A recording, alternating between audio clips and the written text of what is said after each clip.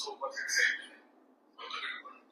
ఎవరైనా super six మాట్లాడితే అతని నాలుక మన్నం తప్ప కాదు.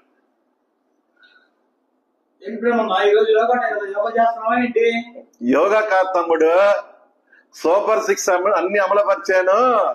అడిగితే నాలుగు మందం అన్నాడు కదా మన చంద్రం బాబు గారు. దానికి నా నాలుక సన్నంగా ఉందా, అందంగా ఉందా, పొడవుగుందా, పొట్టిగుందా అని చెప్పేసి చెక్ చేసుకుంటా ఉన్నా.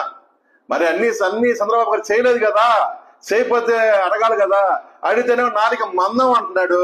సార్ చంద్రబాబు గారు రైతు భరోసా ఇంకా చేయలేదు కదా సార్. అదే విధంగా 18 ఏళ్ళు నిండిన ప్రతి మహిళకి 1500 అన్నారు, అది కూడా చేయలేదు కదా సార్.